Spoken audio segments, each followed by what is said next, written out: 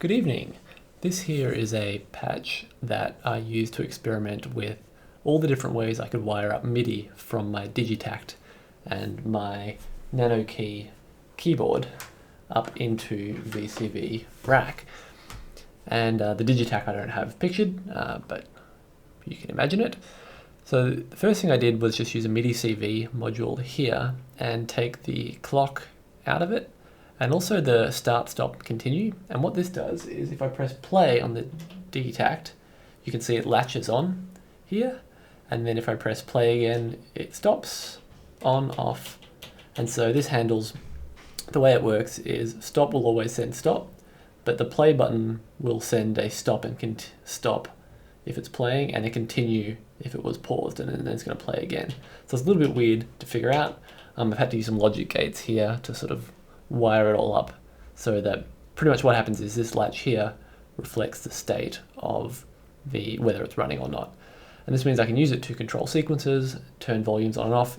Here I'm running the output of this, or the inverted output of this, into the mute input of one of the tracks here in this MindMeld mixer, which is new and I absolutely love it. This is the mixer that I have been waiting for. It does all the things that I want. So this is currently muting a track. This is unmuted the track. You can see down here, the red mute goes on when I stop it, and now it's unmuted.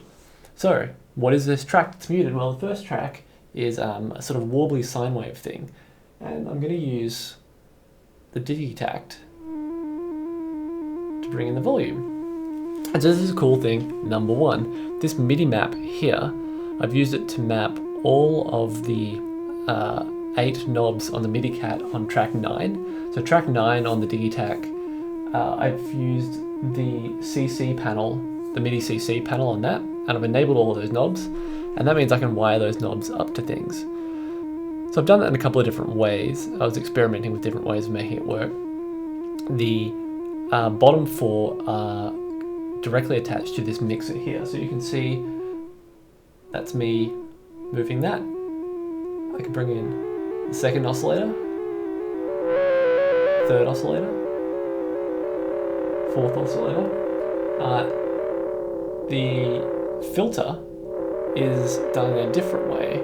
The filter I've attached to this attenuverter here, which has a constant voltage going through it, and that's going into the frequency of the VCF, and then I can control the frequency CV. So it just means that I can change the range of what the knob means rather than attaching it directly to the knob. So that's pretty cool.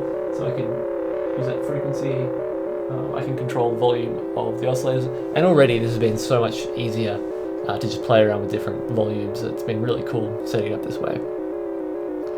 The other way I've used it, so tracks 10 and 11, I've remapped those 8 knobs over here to the Entropia sequencer, and there's a 7-step sequence, and you can sort of hear it that it wobbles around, but I've set them all on similar but different pitches.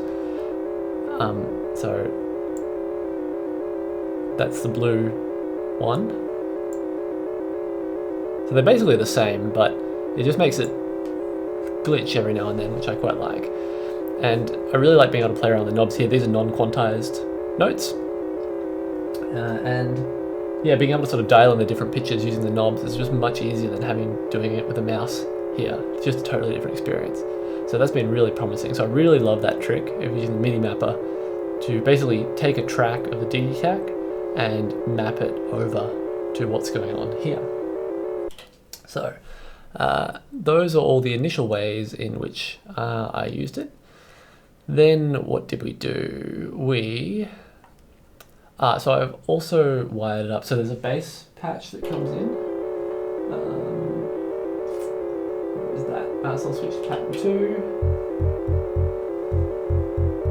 There you go, you can hear that. And so that is running a MIDI out via channel 16. Which I've set all channels here, but that could really be channel 16. And that just goes straight into a pretty basic detour synth over here. And I've wired up one of the pots on track 9 to be the filter, so I can open the filter on that bass.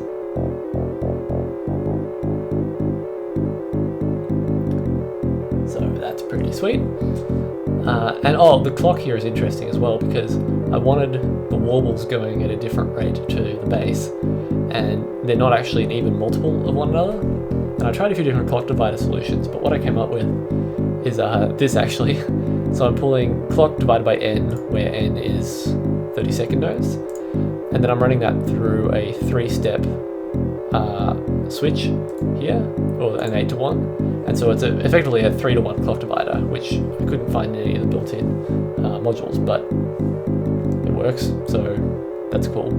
And you can see that this is running it through an AND gate with this latch, so that when I stop the Digitakt, the clock keeps running on the Digitakt, which is what you want, but it's not actually progressing any of the gates, which is kind of what we want. So that's that. Then I sequenced a drum track on the Digitakt, but that's all done on the Digitakt. That doesn't really come back in via MIDI. Well, it could, but it doesn't.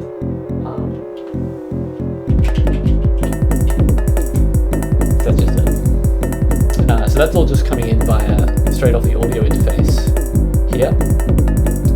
And then this actually then messed up how I record. So my microphone is coming in via here, and I'm actually recording my microphone via VCV rack because I can't use the usual solution I do for this with OBS.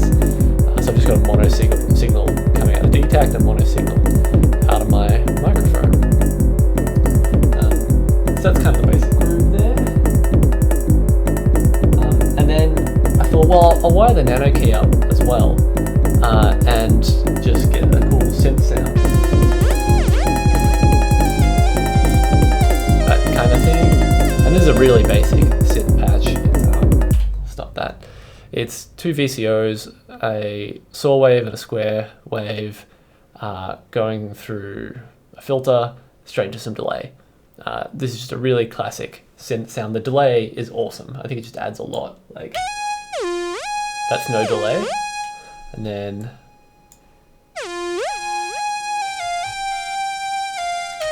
just, I freaking love that delay sound.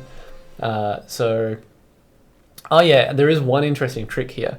So what I wanted to do, oh yeah, so it adds some modulation, so some, not modulation, some tremolo to the sound as it develops. And so that's, which, I think it's this ADSR?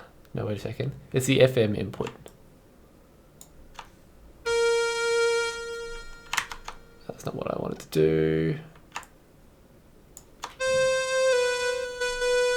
Why can't I see that? Oh, there we go. Yeah, so you can see that the FM develops over time on the pitch. And the way it does that is via this envelope here. Oops. So it's just a really slow attack with no release.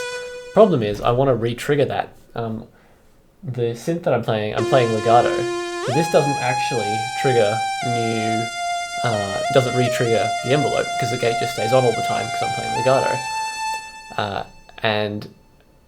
But if I just did a standard retrig of the ADSR, even with a release on 0, the retrig wouldn't actually reset enough because it would just drop a little bit and then keep going up, whereas I want it to come all the way back down to 0. And so to do that, there's probably a much better way to do this, but I also trigger a really short drum envelope and then run that out here via an inversion through an AND gate. And pretty much while this envelope is active, it zeroes out the gate input. So you can see here how the gate input there is flashing off, whereas the normal one isn't. And that's because of the AND with the drum envelope coming from. So the retrig here, retrig hits the drum envelope, ANDs into the gate. It's a bit complicated. There's probably an easy way to do that, but that's the trick that I use to make that work. And yeah, so that's it. It all come together. I mean, all the different parts here don't really fit together that well, but it was really an experiment in seeing how I could use MIDI in different ways to get a better feel for what's available. So anyway, I'll leave it there and I'll just finish it off with a playthrough of the patch. Hope you enjoy it.